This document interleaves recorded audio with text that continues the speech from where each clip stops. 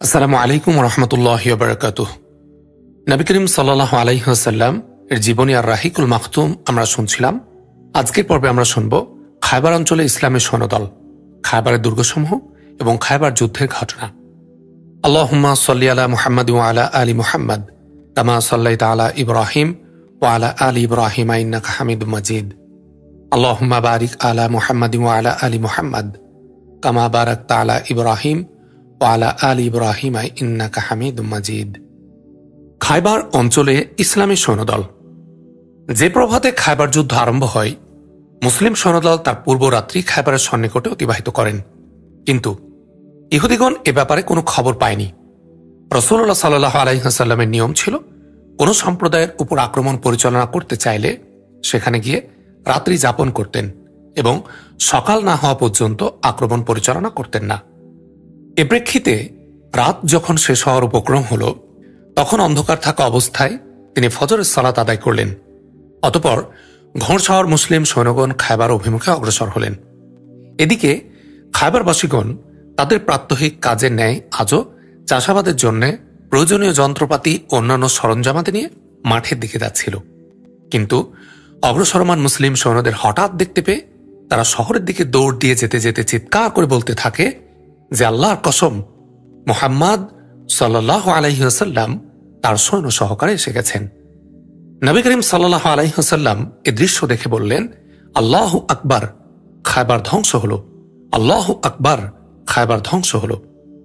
যখন কোনো সম্প্রদায়ের ময়দানে অবতরণ করি, যাদেরকে ভীতি প্রদর্শন করা হয়, তাদের সকাল মন্দ হয়ে যায়। খায়বারের দুর্গসমূহ। খায়বারের জনবসতি দুটি অঞ্চলে বিভক্ত ছিল।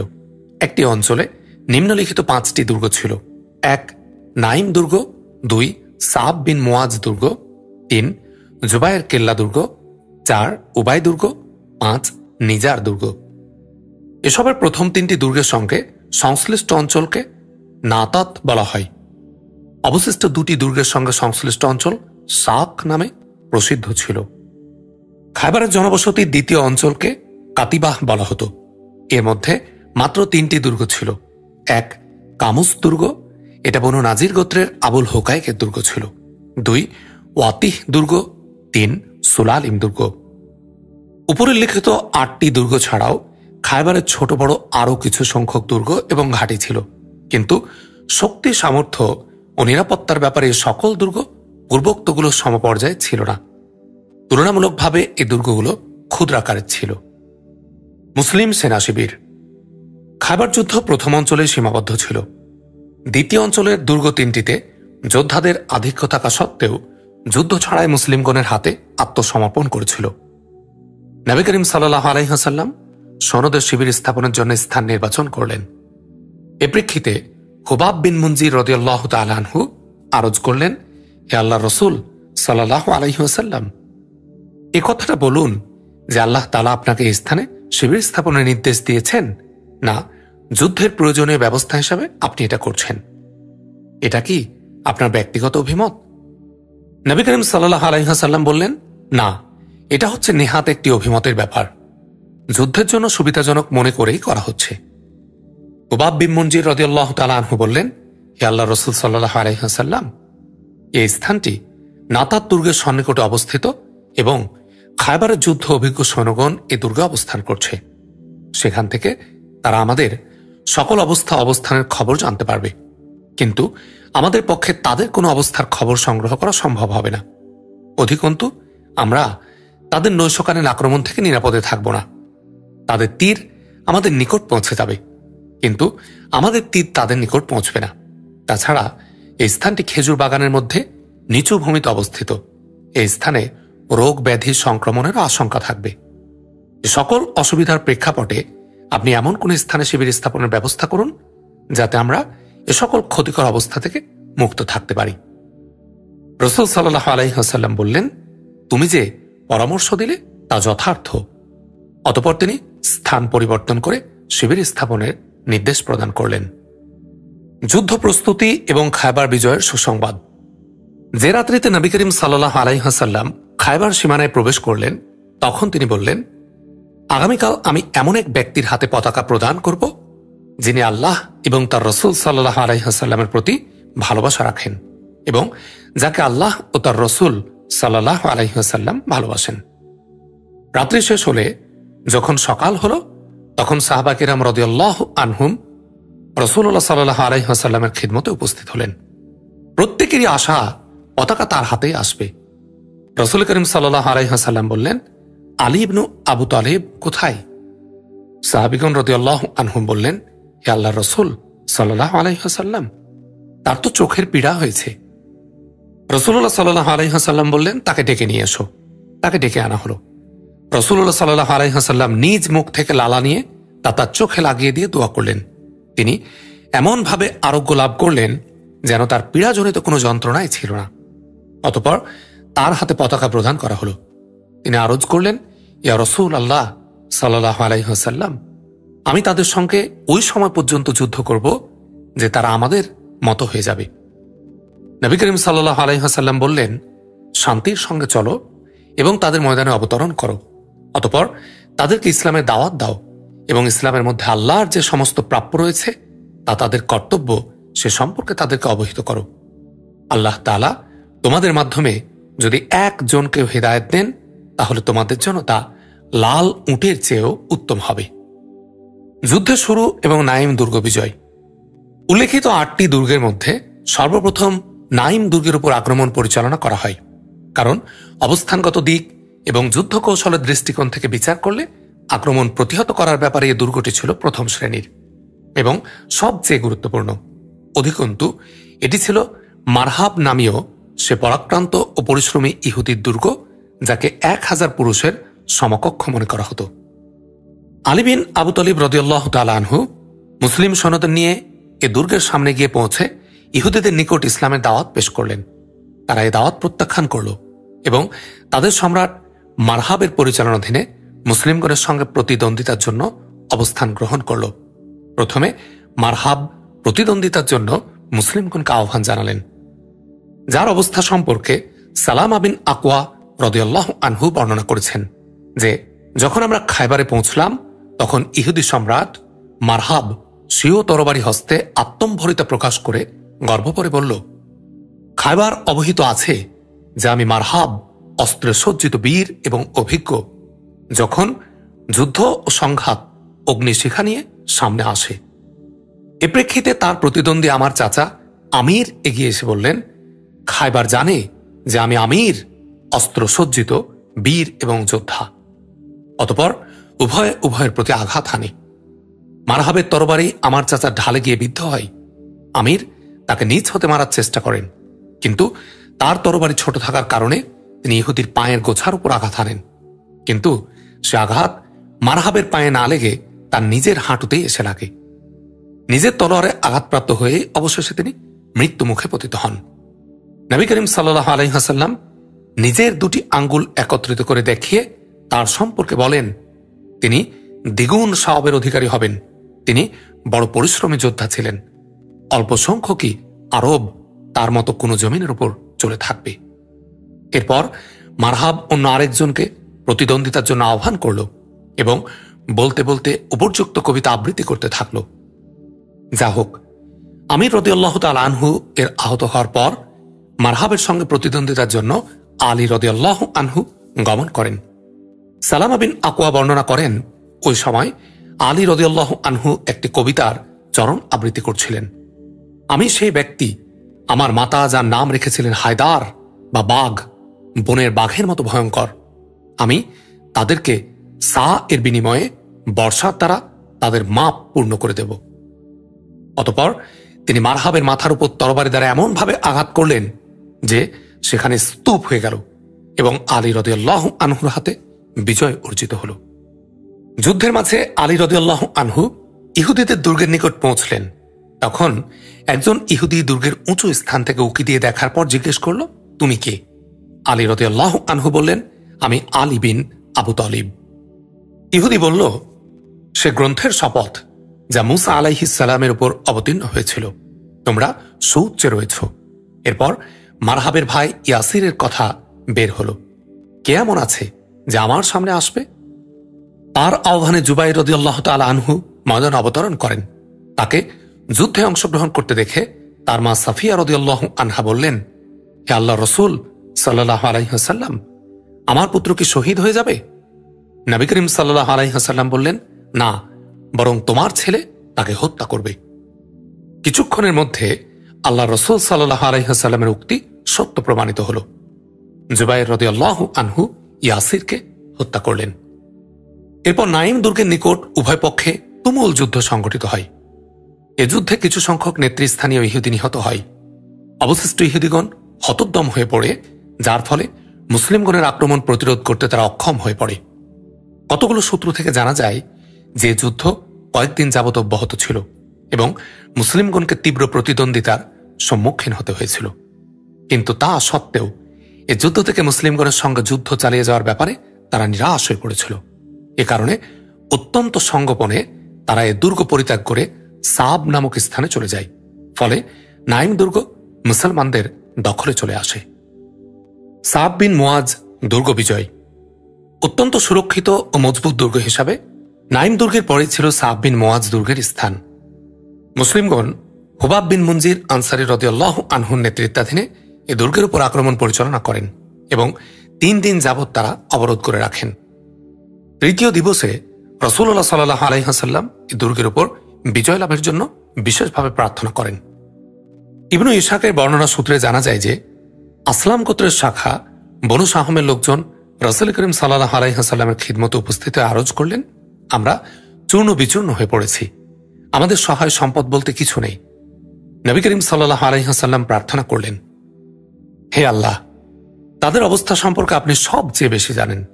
আপনি অবশ্যই অবগত রয়েছেন যে তাদের সহায় সম্পদ কিছু নেই এবং আমার নিকটে এমন কিছু নেই যা দিয়ে আমি তাদের সাহায্য করতে পারি। অতএব ইহুদিদের এমন এক দুর্গের উপর তাদেরকে বিজয় দান করুন যা তাদের জন্য সকল দিক দিয়ে ফলোৎপাদক হয় এবং যেখান থেকে অধিক খাদ্য ও চর্বি হস্তগত হয়। এরপর সাহাবীগণ রাদিয়াল্লাহু আনহুম প্রবল পরাক্রমে আক্রমণ পরিচালনা করলেন এবং মহান আল্লাহ সাব বিন মুয়াজ দুর্গের উপর মুসলিমগণকে বিজয় প্রদান করলেন। খায়বারে এমন কোন দুর্গ ছিল না যেখানে দুর্গের তুলনায় অধিক খাদ্য ও চর্বি ছিল। আল্লাহ তাআলার দরবারে দোয়া করার পর নবী করিম সাল্লাল্লাহু আলাইহি ওয়াসাল্লাম যখন এ দুর্গে আক্রমণ পরিচালনা করেন, মুসলিমগণকে তিনি নির্দেশ প্রদান করলেন এবং আক্রমণকারীদের মধ্যে বনু আসলাম অগ্রভাগে ছিল। এখানেও দুর্গের সামনে প্রতিদ্বন্দ্বিতা ও সংঘর্ষ হয়। অতঃপর সূর্যাস্ত যাওয়ার পূর্বেই দুর্গটি মুসলিমদের দখলে আসে। এ দুর্গের মধ্যে মুসলিমগণ কিছু মিনজানিক ও দাব্বাব যন্ত্র প্রাপ্ত হন। ইবনে ইসহাক বর্ণনায় যে কঠিন ক্ষুধার আলোচনা করা হয়েছে তার ফল হচ্ছে লোকেরা বিজয় অর্জন হতে না হতে গাধা জবে করল এবং চুলায় চাপিয়ে দিয়ে তার রান্নার আয়োজন করল। রাসূলুল্লাহ সাল্লাল্লাহু আলাইহি ওয়াসাল্লাম যখন এই ব্যাপারটি অবগত হলেন তখন গৃহপালিত গাধার মাংস খেতে নিষেধ করে দিলেন। জুবাইর দুর্গ বিজয়। মুসলিমগণ কর্তৃক নাইম ও সাব দুর্গ বিজয়ের পর নাতাত এর দুর্গসমূহ থেকে বের হয়ে ইহুদিগণ জুবাইর দুর্গে একত্রিত হল। এটি ছিল পর্বতের উঁচু চূড়ায় অবস্থিত একটি সুরক্ষিত দুর্গ। সেখানে যাওয়ার পথ ছিল এতই দুর্গম কষ্টকর যে ঘোড়সাওয়ার তো নয়ই, পদাতিক বাহিনীর পক্ষেও তা ছিল একটি দুঃসাধ্য ব্যাপার। এজন্য নবী করিম সাল্লাল্লাহু আলাইহি ওয়াসাল্লাম নির্দেশ দিলেন এর চতুর্দিকে অবরোধ সৃষ্টি করতে। 3 দিন পর্যন্ত এই অবরোধ অব্যাহত থাকল। এরপর একজন ইহুদি এসে বলল, হে আবুল কাসেম, আপনি যদি 1 মাস পর্যন্ত এই অবরোধ অব্যাহত রাখেন তবুও তাদের কোনো ভয় থাকবে না। তবে সেখানে তাদের পানির সমস্যা রয়েছে, কারণ পানির ঝর্ণা রয়েছে নিচু জমিনে। রাতের বেলা এরা দুর্গ থেকে বেরিয়ে এসে পানি পান করে এবং সংগ্রহ করে নিয়ে দুর্গে ফিরে যায়। কাজেই আপনার আক্রমণ থেকে তারা নিরাপদেই থাকছে। যদি আপনি তাদের পানি বন্ধ করে দেন তাহলে তারা আত্মসমর্পণ করতে বাধ্য হবে। একথা জানার পর নবী করিম সাল্লাল্লাহু আলাইহি ওয়াসাল্লাম তাদের পানি বন্ধ করে দিলেন। এ অবস্থার প্রেক্ষাপটে ইহুদিগণ দুর্গের বাইরে বেরিয়ে এসে রক্তক্ষয়ী সংঘর্ষে লিপ্ত হয়। এ সংঘর্ষে কয়েকজন মুসলিম শহীদ হন এবং আনুমানিক 10 জন ইহুদি নিহত হয়। দুর্গ মুসলিমগণের দখলে এসে যায়। উবাই দুর্গ বিজয়। জুবাইর দুর্গের যুদ্ধে পরাজিত হওয়ার পর ইহুদিগণ উবাই দুর্গে আবদ্ধ হয়ে পড়ে। মুসলিমগণ এ দুর্গে অবরোধ সৃষ্টি করেন। এ দুর্গের 2 জন বীর ও পরিশ্রমী ইহুদি যোদ্ধা দ্বন্দ্বযুদ্ধের আহ্বান দিয়ে একের পর এক ময়দানে অবতরণ করে। এরা দুজনই মুসলিম বীরদের হাতে নিহত হয়। দ্বিতীয় ইহুদির হত্যাকারী ছিলেন লাল পট্টিধারী বিখ্যাত তেজস্বী বীর আবু দুজানা সিমাক বিন খারাসা আনসারী রাদিয়াল্লাহু আনহু। দ্বিতীয় ইহুদিকে হত্যা করার পর তিনি অত্যন্ত ক্ষিপ্রগতিতে দুর্গের অভ্যন্তরে প্রবেশ করেন। তার সঙ্গে ইসলামের সৈন্যগণও দুর্গের অভ্যন্তরে প্রবেশ করেন। দুর্গের অভ্যন্তরে উভয় পক্ষের মধ্যে প্রচণ্ড সংঘর্ষ বেঁধে যায় এবং বেশ কিছুক্ষণ ধরে তা চলতে থাকে। কিন্তু ইহুদিগণ মুসলিম বীরদের আক্রমণের মুখে টিকতে না পেরে দুর্গ ছেড়ে পালিয়ে গিয়ে নিজার দুর্গে আশ্রয় গ্রহণ করে। সেটি ছিল প্রথম অঞ্চলের শেষ দুর্গ, নিজার দুর্গ বিজয়। এটি ছিল এই অঞ্চলের সবচেয়ে শক্ত ও মজবুত দুর্গ। ইহুদিদের দৃঢ় বিশ্বাস ছিল যে সর্বশক্তি প্রয়োগ করে দুর্গের অভ্যন্তরে প্রবেশ করা মুসলিমগণের পক্ষে সম্ভব হবে না। এজন্য তাদের মহিলা ও শিশুদের নিয়ে তারা এ দুর্গ মধ্যে অবস্থান করছিল। পূর্বোল্লেখিত 4টি দুর্গের কোনোটিতেই মহিলা ও শিশুদের রাখা হয়নি।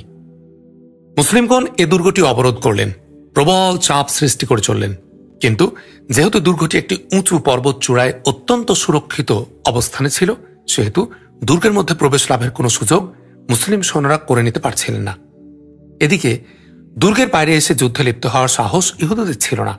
তবে দুর্গের অভ্যন্তরস্থ ভাগ থেকে তারা মুসলিমগণের উপর প্রবলভাবে তীর ও পাথর নিক্ষেপ করে আসছিল।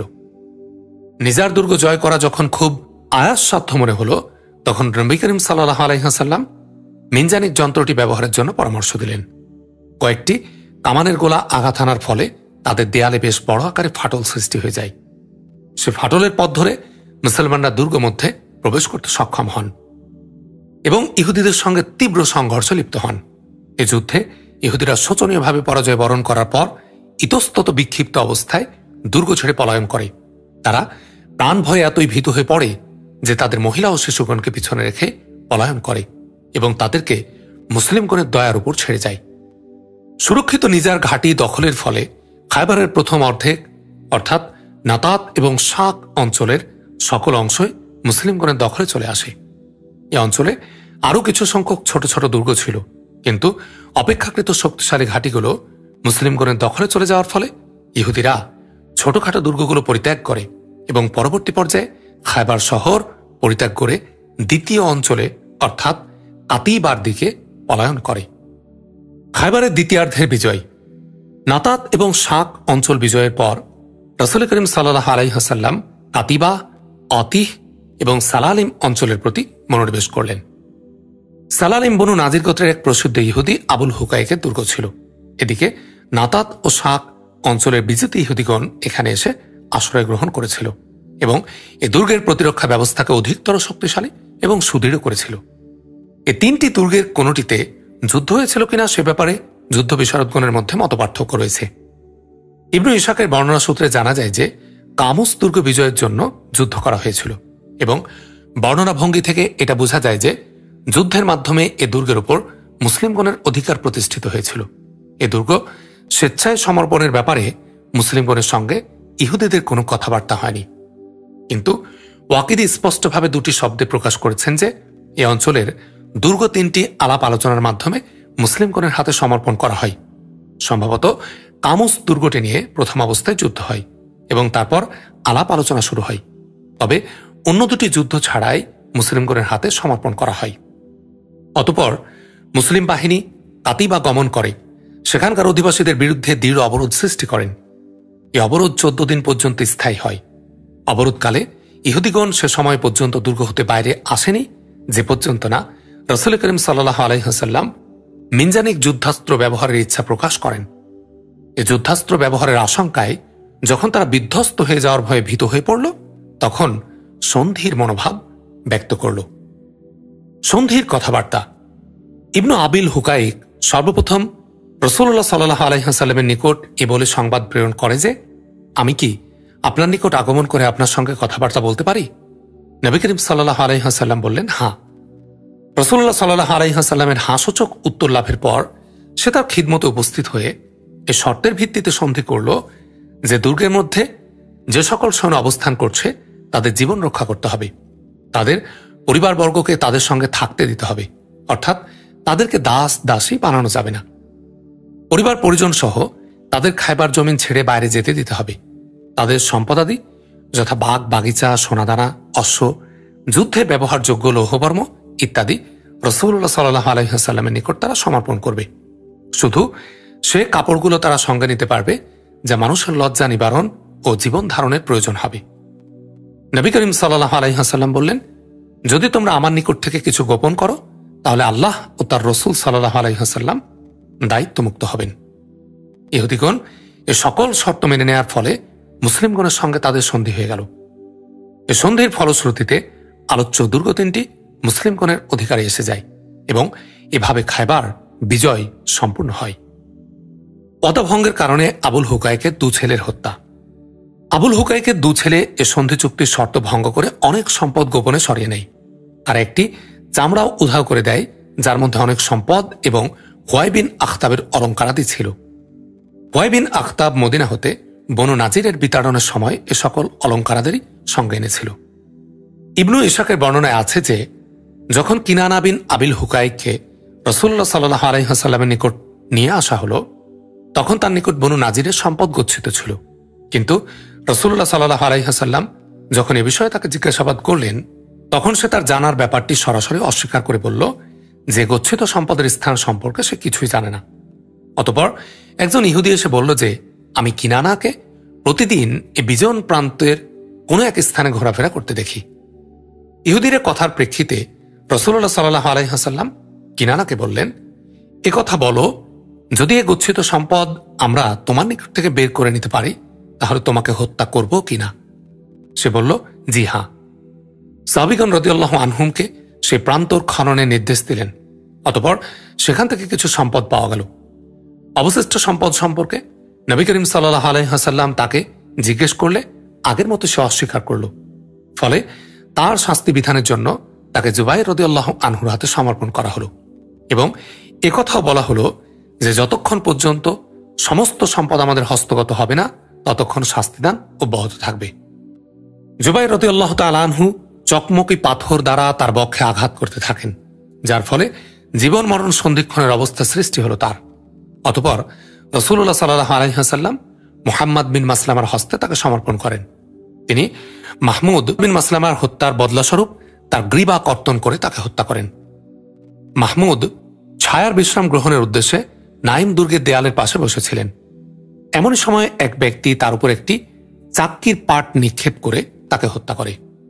ইবনুল কাইমের বর্ণনা সূত্রে জানা যায় যে রাসূল করিম সাল্লাল্লাহু আলাইহি ওয়াসাল্লাম আবুল হুকাইকের 2 জন ছেলেকে হত্যা করেছিলেন।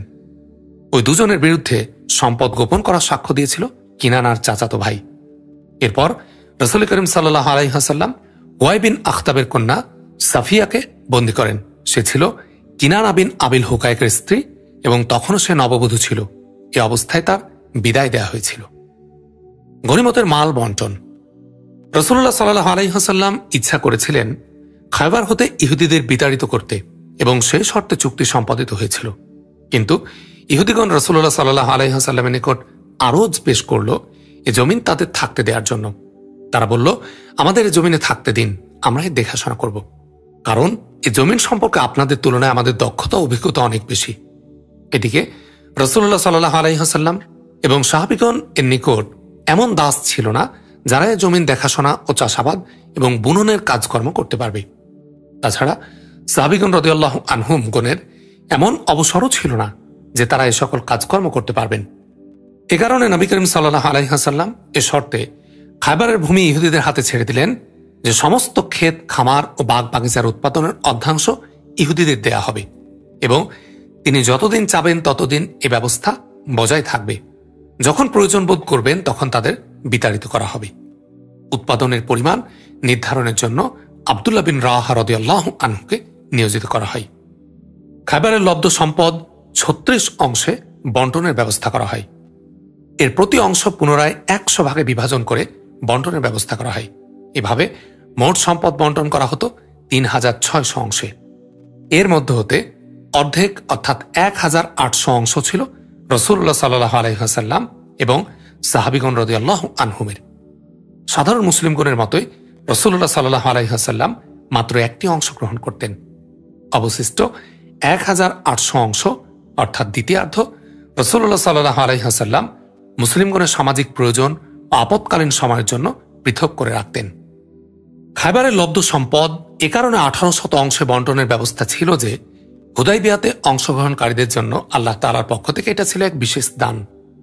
উপস্থিত অনুপস্থিত সকলের জন্যই অংশের ব্যবস্থা ছিল। হুদাইবিয়াতে অংশগ্রহণকারীদের সংখ্যা ছিল 1400। খায়বার আসার সময় এরা 200 ঘোড়া সঙ্গে নিয়ে এসেছিলেন। যেহেতু আরোহী ছাড়া ঘোড়াও অংশ নির্ধারিত ছিল এবং প্রতিটি ঘোড়ার জন্য 2টি অংশ ধার্য ছিল, সেহেতু লব্ধ সম্পদ 1800 অংশে বন্টন করা হয়েছিল। 200 ঘোড়সাওয়ারকে 3 অংশ হিসাবে 6 অংশ এবং 1200 পদাতিককে 1 অংশ হিসাবে 1200 অংশ, সর্বমোট 1800 অংশে বন্টনের ব্যবস্থা করা হয়েছিল। খায়বারের যুদ্ধলব্ধ সম্পদের আধিক্যের কথা সহিহুল বুখারীর আব্দুল্লাহ বিন উমার রাদিয়াল্লাহু আনহু বর্ণিত হাদিসে প্রমাণিত হয়েছে। তিনি একথাও বলেছেন, যে পর্যন্ত না খায়বার বিজয় করতে আমরা সক্ষম হয়েছিলাম সে পর্যন্ত পরিতৃপ্ত হতে পারেনি। অনুরূপ প্রমাণ আয়েশা রাদিয়াল্লাহু আনহা বর্ণিত হাদিসেও পাওয়া যায়। তিনি বলেছেন, যখন খায়বার যুদ্ধে মুসলিমগণ বিজয়ী হলেন তখন আমরা বললাম, এখন পেট পুরে খেজুর খেতে পারব। রাসূলুল্লাহ সাল্লাল্লাহু আলাইহি ওয়াসাল্লাম মদিনায় ফিরে আসার পর খায়বার থেকে প্রচুর পরিমাণ সম্পদ প্রাপ্ত হয়ে অভাব মুক্ত হওয়ার প্রেক্ষিতে মুহাজিরগণ আনসারদের দেয়া খেজুর বাগানসমূহ তাদেরকে প্রত্যার্পণ করলেন। জাফর বিন আবু তলিব এবং আশআরী সাহাবাদের আগমন। সেই যুদ্ধের মধ্যে জাফর বিন আবু তলিব রাদিয়াল্লাহু আনহু খিদমতে নববীতে উপস্থিত হন। তার সঙ্গে ছিলেন আশআরী মুসলিমগণ, অর্থাৎ আবু মুসা আশআরী রাদিয়াল্লাহু আনহু এবং তার বন্ধুগণ। আবু মুসা আশআরী রাদিয়াল্লাহু আনহু বর্ণনা করেছেন যে, আমরা যখন নবী করিম সাল্লাল্লাহু আলাইহি ওয়াসাল্লামের আবির্ভাব সম্পর্কে অবগত হলাম তখন আমাদের সম্প্রদায়ের 50 জন লোকসহ আমার ভাই এবং আমি হিজরতের উদ্দেশ্যে একটি নৌকা করে যাত্রা করলাম খিদমতে নববীতে পৌঁছার জন্য। কিন্তু আমাদের নৌকাটি নাজাশীর দেশে গিয়ে আমাদের নামিয়ে দিল। জাফর রাদিয়াল্লাহু আনহু এবং তার বন্ধুদের সঙ্গে সেখানে আমাদের সাক্ষাৎ হয়। তিনি বললেন যে, রাসূলুল্লাহ সাল্লাল্লাহু আলাইহি ওয়াসাল্লাম আমাদের এখানে প্রেরণ করেছেন, আপনারা আমাদের সঙ্গে অবস্থান করুন। এ প্রেক্ষিতে আমরাও তাদের সঙ্গে অবস্থান করলাম এবং খিদমতে নববীতে সে সময় পৌঁছতে পারলাম যখন তিনি খায়বার বিজয় করেছেন। নবী করিম সাল্লাল্লাহু আলাইহি ওয়াসাল্লাম জাফর রাদিয়াল্লাহু আনহু ও তার বন্ধুদের এবং আমাদের সঙ্গে আগত নৌকার আরোহীদের জন্য গনিমতের অংশ নির্ধারণ করেছিলেন। এছাড়া যারা যুদ্ধে অংশগ্রহণ করেননি তাদের জন্য কোনো হিস্সা নির্ধারণ করা হয়নি। জাফর রাদিয়াল্লাহু আনহু যখন রাসূলুল্লাহ সাল্লাল্লাহু আলাইহি ওয়াসাল্লামের খিদমতে উপস্থিত হলেন তখন তিনি তাকে খোশ আমদেদ জানিয়ে চুম্বন করে বললেন, আল্লাহর কসম, আমি জানি না আমার অধিক আনন্দ কিসের, খায়বার বিজয়ের না জাফরের আগমনের। এটা স্মরণ রাখা প্রয়োজন যে সকল লোকজনকে নিয়ে আসার জন্য নবী করিম সাল্লাল্লাহু আলাইহি ওয়াসাল্লাম আমর বিন উমাইয়া জামরি রাদিয়াল্লাহু আনহুকে নাজাশের নিকট প্রেরণ করেছিলেন এবং তাকে বলে পাঠিয়েছিলেন যে তিনি যেন ওই সকল লোকজনকে তার নিকট পাঠিয়ে দেন।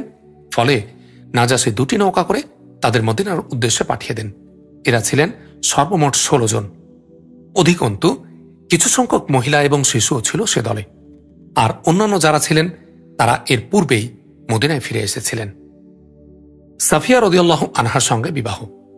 পূর্বে উল্লেখিত হয়েছে যে সাফিয়ার স্বামী কিনানা বিন আবিল হুকাইক স্বীয় অঙ্গীকার ভঙ্গের কারণে মুসলিমগণের হাতে নিহত হয়েছিলেন। তার মৃত্যুর পর স্ত্রী সাফিয়াকে বন্দী মহিলাদের অন্তর্ভুক্ত করা হয়। অতঃপর যখনই বন্দী মহিলাদের একত্রিত করা হয় তখন দাহআ বিন খলিফা কালবি রাদিয়াল্লাহু আনহু নবী করিম সাল্লাল্লাহু আলাইহি ওয়াসাল্লামের নিকট খিদমতে আরজ করলেন, হে আল্লাহর নবী, বন্দী মহিলাদের থেকে আমাকে একটি দাসী প্রদান করুন। নবী করিম সাল্লাল্লাহু আলাইহি ওয়াসাল্লাম বললেন, তাদের মধ্য থেকে একজনকে মনোনীত করে নিয়ে যাও। তিনি সেখানে গিয়ে তাদের মধ্য থেকে সাফিয়া বিনতে হুয়াইকে মনোনীত করেন। এ প্রেক্ষিতে এক ব্যক্তি নবী করিম সাল্লাল্লাহু আলাইহি ওয়াসাল্লামের নিকট আরজ করলেন, হে আল্লাহর রাসূল সাল্লাল্লাহু আলাইহি ওয়াসাল্লাম, বনু কুরাইজা ও বনু নাজির গোত্রের সাইয়েদা সাফিয়াকে আপনি দাহার হাতে সমর্পণ করলেন, অথচ সে শুধু আপনার জন্য শোভনীয় ছিল। নবী করিম সাল্লাল্লাহু আলাইহি ওয়াসাল্লাম বললেন, সাফিয়া সহ দাহআকে এখানে আসতে বলো। দাহআ যখন সাফিয়াকে সঙ্গে নিয়ে রাসূলুল্লাহ সাল্লাল্লাহু আলাইহি ওয়াসাল্লামের নিকট উপস্থিত হলেন তখন তিনি বললেন, বন্দী মহিলাদের মধ্যে থেকে তুমি অন্য একজনকে দাসী হিসেবে গ্রহণ করো। অতঃপর নবী করিম সাল্লাল্লাহু আলাইহি ওয়াসাল্লাম নিজে সাফিয়ার নিকট ইসলামের দাওয়াত পেশ করলেন। তিনি যখন ইসলাম গ্রহণ করেন তখন তাকে মুক্ত করে দিয়ে তার সঙ্গে বিবাহ বন্ধনে আবদ্ধ হলেন। তার এ মুক্তকরণকে বিবাহে তার জন্য মহর নির্ধারণ করা হয়। মদিনা প্রত্যাবর্তনকালে সাদ্দে সাহাবা নামক স্থানে পৌঁছলে সাফিয়া রাদিয়াল্লাহু আনহা হালাল হয়ে গেলেন। তখন উম্মু সুলাইম নবী করিম সাল্লাল্লাহু আলাইহি ওয়াসাল্লাম এর জন্য তাকে সাজগোজ এবং শৃঙ্গার সহকারে প্রস্তুত করে দিলেন এবং বাসরাত্রি যাপনের জন্য প্রেরণ করলেন। দুলহা হিসাবে তার সঙ্গে সকাল পর্যন্ত অবস্থান করলেন। অতঃপর খেজুর, ঘি এবং ছাতু একত্রিত করে অলিমা খাওয়ালেন এবং রাস্তায় দুলহা দুলহানের রাত্রি যাপন হিসাবে 3 দিন তার সঙ্গে অবস্থান করলেন। ওই সময় নবী করিম সাল্লাল্লাহু আলাইহি ওয়াসাল্লামের মুখমণ্ডলের উপর শ্যামল চিহ্ন দেখতে পেলেন। জিজ্ঞেস করলেন, ওটা কি? তিনি বললেন, হে আল্লাহ রসুল সাল্লাল্লাহু আলাইহি ওয়াসাল্লাম, আপনার খায়বার আগমনের পূর্বে আমি স্বপ্নযোগে দেখেছিলাম যে চাঁদ তার কক্ষচ্যুত হয়ে এসে পড়ল আমার কোলের উপর। আল্লাহ তাআলা জানেন আপনার সম্পর্কে আমার কোনো কল্পনাও ছিল না, কিন্তু আমার স্বামীর নিকট যখন এ স্বপ্ন বৃত্তান্ত বর্ণনা করলাম তখন তিনি আমার মুখে এক চপেটাঘাত করে বললেন, মদিনার বাদশার প্রতি তোমার মন আকৃষ্ট হয়েছে। বিষাক্ত বকরির ঘটনা। খায়বার বিজয়ের পর যখন রাসূল করিম সাল্লাল্লাহু আলাইহি ওয়াসাল্লাম নিরাপদ হলেন এবং তৃপ্তি বোধ করলেন, তখন সালাম বিন মুশরিকের স্ত্রী জয়নাব বিনতে হারিস উপঢৌকন হিসেবে বকরির ভুনা গোশত তার নিকট প্রেরণ করে। সে বিভিন্ন সূত্র থেকে জিজ্ঞাসার মাধ্যমে জেনে নিয়েছিল যে রাসূলুল্লাহ সাল্লাল্লাহু আলাইহি ওয়াসাল্লাম বকরির গোশতের কোন কোন অংশ অধিক পছন্দ করেন। তাকে বলা হয়েছিল যে তিনি রানের গোশত অধিক পছন্দ করেন, এজন্য সে রানের গোশতগুলো ভালোভাবে বিষ মিশ্রিত করেছিল এবং অবশিষ্ট অন্যগুলোতে বিষ প্রয়োগ করেছিল।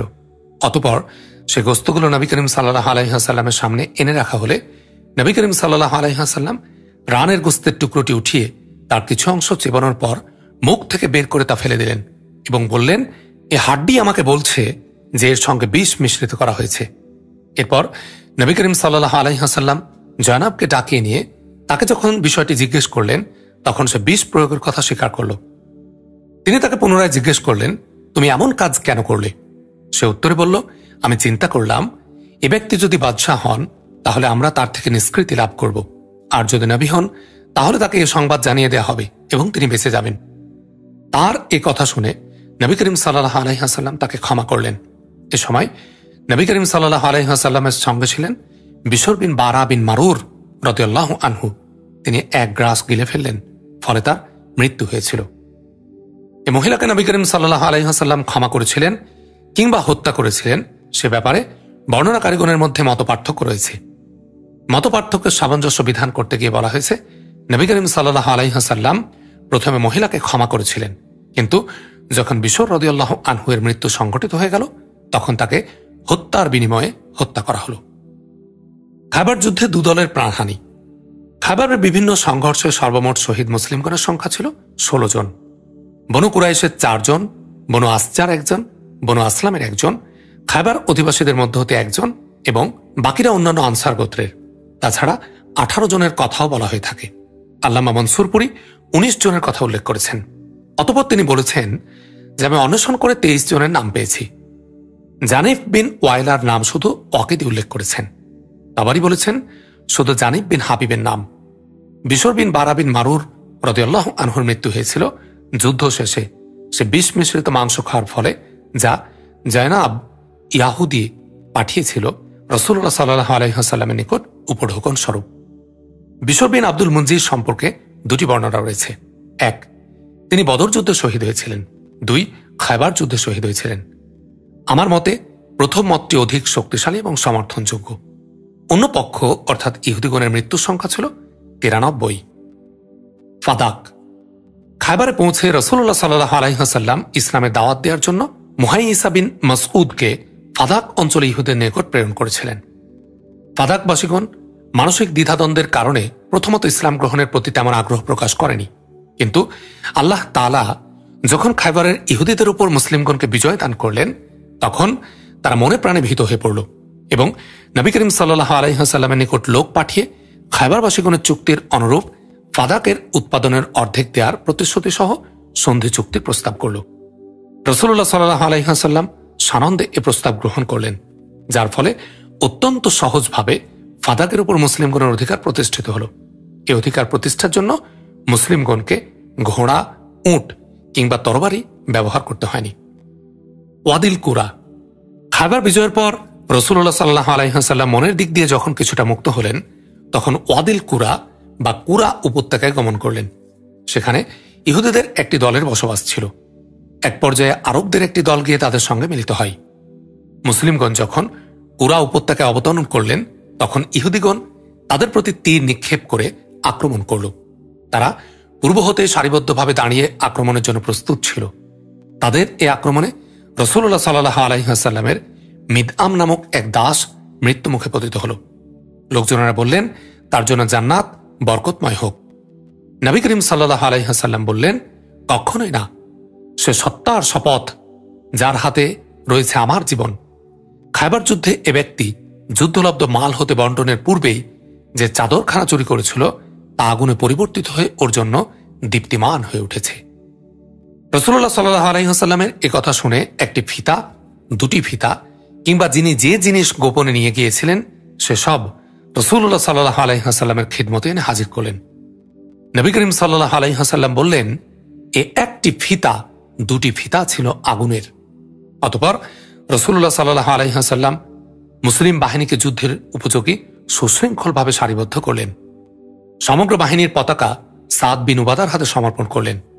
একটি পতাকা দিলেন হুবাব বিন মুনজিরকে এবং আরেকটি পতাকা দিলেন সাহুল বিন হুনাইফ রাদিয়াল্লাহু আনহুর হাতে। চতুর্থ পতাকা দিলেন উবাদা বিন বিশরকে। এরপর ইহুদিদের নিকট ইসলামের দাওয়াত পেশ করলেন। এ দাওয়াত গ্রহণ না করে তাদের এক ব্যক্তি যুদ্ধের জন্য ময়দানে অবতরণ করল। আল্লাহর নবী সাল্লাল্লাহু আলাইহি ওয়াসাল্লামের পক্ষে জুবাইর বিন আওয়াম রাদিয়াল্লাহু আনহু যুদ্ধে অবতীর্ণ হয়ে তার কাজ সম্পূর্ণ করলেন। অতঃপর ইহুদিদের পক্ষ থেকে দ্বিতীয় ব্যক্তি ময়দানে অবতীর্ণ হলেন। জুবাইর রাদিয়াল্লাহু আনহু তাকেও হত্যা করলেন। এরপর তাদের পক্ষ থেকে তৃতীয় ব্যক্তি ময়দানে অবতরণ করলেন। এর সঙ্গে মোকাবিলা করার জন্য আলী রাদিয়াল্লাহু আনহু যুদ্ধে অবতীর্ণ হয়ে তাকে হত্যা করলেন। এভাবে একে একে তাদের 11 ব্যক্তি নিহত হয়। যখন একজন নিহত হতো তখন নবী করিম সাল্লাল্লাহু আলাইহি ওয়াসাল্লাম অবশিষ্ট ইহুদিগণকে ইসলামের দাওয়াত দিতেন। ওই দিন যখন সালাতের সময় হতো তখন সাহাবাদের নিয়ে নবী করিম সাল্লাল্লাহু আলাইহি ওয়াসাল্লাম সালাত পড়তেন। সালাতের পর পুনরায় ইহুদিদের সামনে ফিরে যেতেন এবং তাদের নিকট ইসলামের দাওয়াত পেশ করতেন। এভাবে যুদ্ধ করতে করতে সন্ধ্যা হয়ে গেল। দ্বিতীয় দিন সকালে পুনরায় গমন করলেন। তখনও সূর্য বর্ষা বরাবর উপরে উঠেনি। এমন সময় তাদের হাতে যা কিছু ছিল তা সম্পূর্ণ নবী করিম সাল্লাল্লাহু আলাইহি ওয়াসাল্লামের হাতে সমর্পণ করে দিল। অর্থাৎ নবী করিম সাল্লাল্লাহু আলাইহি ওয়াসাল্লাম শক্তি দিয়ে বিজয় অর্জন করেন এবং আল্লাহ তাআলা তাদের সম্পদ সমূহের সবটুকুই নবী করিম সাল্লাল্লাহু আলাইহি ওয়াসাল্লামের গনিমত হিসাবে প্রদান করেন। বহু সাজ সরঞ্জামাদি সাহাবীগণ রাদিয়াল্লাহু আনহুম এর হস্তগত হয়। রাসূলুল্লাহ সাল্লাল্লাহু আলাইহি ওয়াসাল্লাম ওয়াদিল কুরা নামক স্থানে 4 দিন অবস্থান করেন এবং যুদ্ধলব্ধ সম্পদ সাহাবীগণ রাদিয়াল্লাহু আনহুমদের মধ্যে বন্টন করে দেন।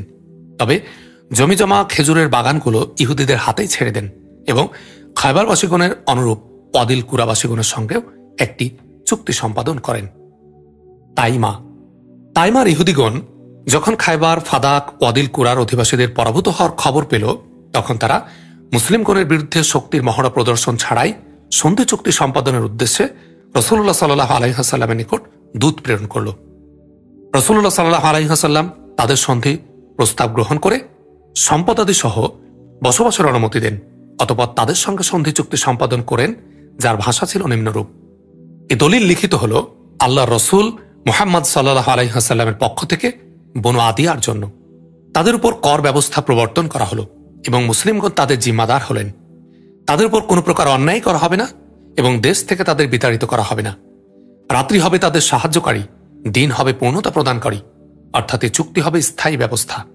এ চুক্তি লিপিবদ্ধ করেন খালিদ বিন সাইদ। মদিনা প্রত্যাবর্তন। তাইমাবাসীগণের সঙ্গে চুক্তি সম্পাদনের পর নবী করিম সাল্লাল্লাহু আলাইহি ওয়াসাল্লাম মদিনা প্রত্যাবর্তনের উদ্দেশ্যে যাত্রা শুরু করেন।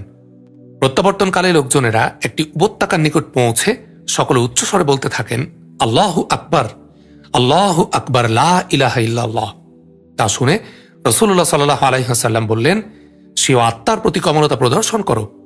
তোমরা কোনো বধির কিংবা অনুপস্থিতকে আহ্বান করছো না, বরং সে সত্তাকে আহ্বান করছো যিনি শ্রবণ করছেন এবং নিকটে রয়েছেন।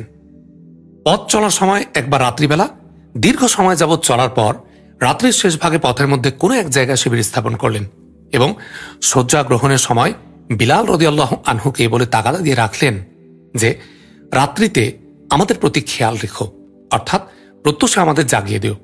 কিন্তু বিলাল রাদিয়াল্লাহু আনহু ঘুমিয়ে পড়েছিলেন। তিনি পূর্ব দিকে মুখ করে নিজ শাওয়ারের উপর হেলান দিয়ে বসেছিলেন এবং সেভাবেই ঘুমিয়ে পড়েছিলেন। রাত্রি শেষে সকলের গায়ে রোদের আঁচ লাগলেও কেউই ঘুম থেকে জাগতে পারেননি। রাসূলুল্লাহ সাল্লাল্লাহু আলাইহি ওয়াসাল্লাম সর্বপ্রথম ঘুম থেকে জেগে ওঠেন এবং সকলকে ঘুম থেকে জাগ্রত করেন। নবী করিম সাল্লাল্লাহু আলাইহি ওয়াসাল্লাম সে উপত্যকা হতে বের হয়ে সামনের দিকে কিছু দূর অগ্রসর হন। অতঃপর লোকজনদের ফজরের সালাতে ইমামতি করেন। বলা হয়ে থাকে যে এই ঘটনাটি অন্য কোনো সফরের ঘটনা। খায়বার সংঘর্ষের বিস্তারিত বিবরণাদি লক্ষ্য করলে জানা যায় নবী করিম সাল্লাল্লাহু আলাইহি ওয়াসাল্লামের মদিনা প্রত্যাবর্তন হয় ৭ম হিজরি সফর মাসের শেষ ভাগে কিংবা রবিউল আওয়াল মাসে। সারিয়ায়ে আবান বিন সাইদ। সেনাধ্যক্ষগণের তুলনায় নবী করিম সাল্লাল্লাহু আলাইহি ওয়াসাল্লাম অধিক গুরুত্বের সঙ্গে এই কথা বলতেন, হারাম মাসগুলো শেষ হওয়ার পর মদিনাকে সম্পূর্ণ অরক্ষিত রাখা অনুক্রমে দূরদর্শিতা কিংবা বুদ্ধিমানের কাজ হবে না। মদিনার আশপাশে এমন সব বেদুইনদের অবস্থান ছিল যারা লুটতরাজ এবং ডাকাতি করার জন্য সব সময় মুসলিমগণের অমনোযোগিতাজনিত সুযোগের অপেক্ষায় থাকত।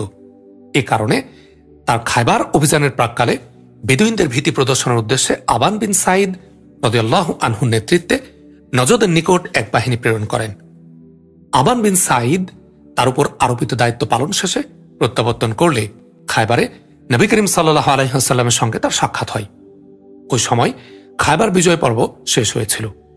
অধিকতর বিশুদ্ধ তথ্য হচ্ছে অভিযান ৭ম হিজরির সফর মাসে প্রেরণ করা হয়েছিল। সহিহুল বুখারীতে এর উল্লেখ রয়েছে। হাফেজ ইবনু হাজার লিখেছেন, এ অভিযানের অবস্থা আমি জানতে পারিনি।